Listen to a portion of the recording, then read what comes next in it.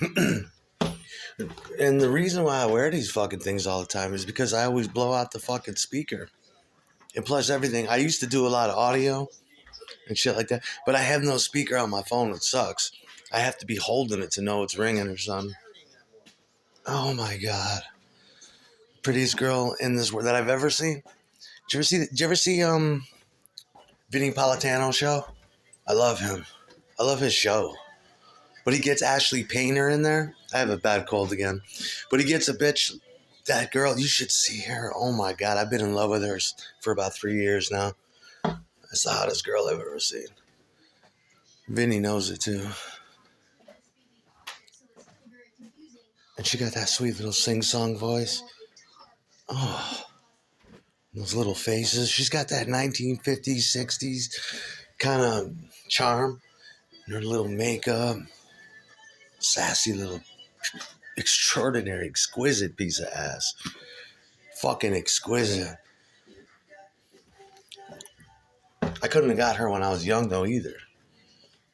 But that's exquisite ass. Prima donna, fucking, yeah, fucking Zaza Gabor, fucking premium, primo ass. God, I would literally, that's the kind of bitch I was talking about. That I would just literally huff farts out of her ass. She's so fucking hot. That makeup, little bitch. And you know what you can do to her if you could get her. You could really make her into a slut. She's already got the sophistication of a face model. You know what I'm saying? But here's the thing about Goodfellas, the movie and the book, which it always seems that's why it's a good record. It keeps giving back to the world, but it doesn't celebrate the mafia at all.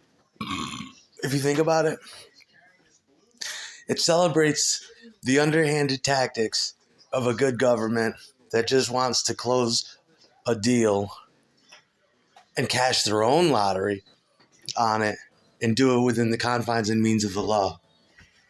And because this is why it's organized crime. After the Latanza heist, see, the mafia, the mafia was hanging around with cowboys, you see, around that time. Yeah, Jimmy Burke being one of them, Henry Hill being another, just hoodlums that I doubt are even Italian in the first place. Well, Jimmy Burke's not, he's Irish, and I think he would, you know what I'm saying? And so that these were home invading style niggas, if you will, that were just cowboys, literally.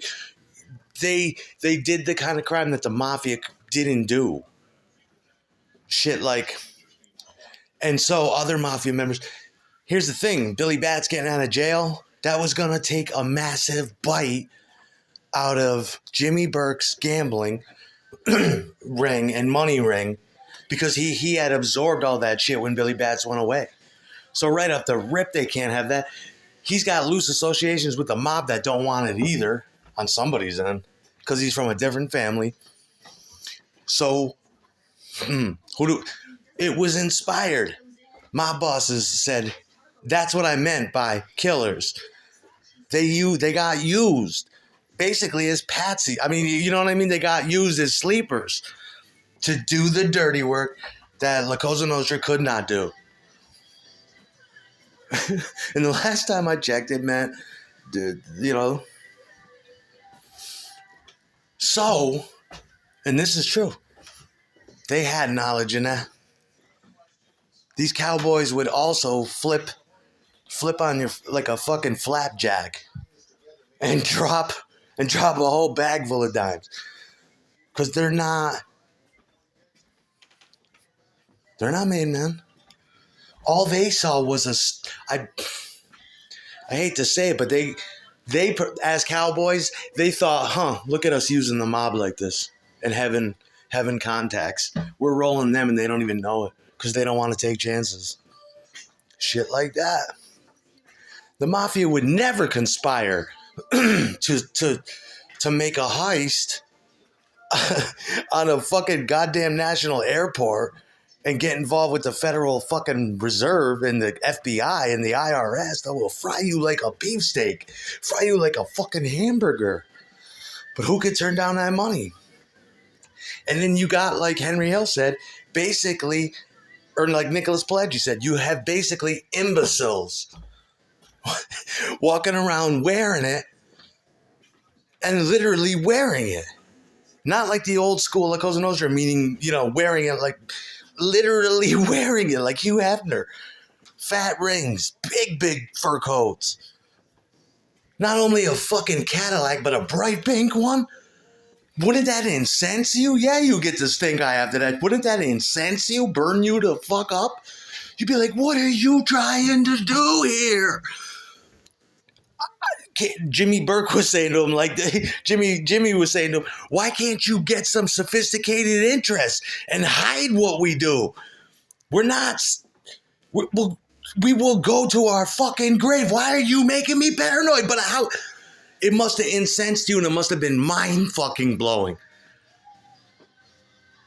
It's one thing to buy a Cadillac, but it's another to make it fucking bright pink and drive it up to me and make me paranoid on Christmas like this. I should kill all of you motherfuckers in here.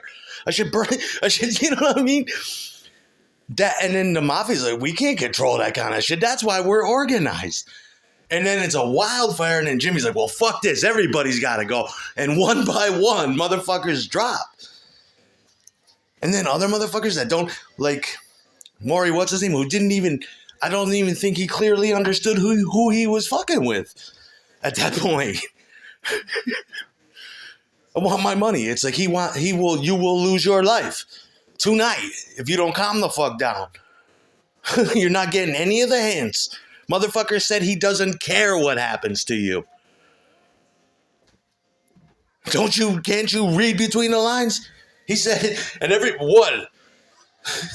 Your head will come off. Fuck that wig. It's like that.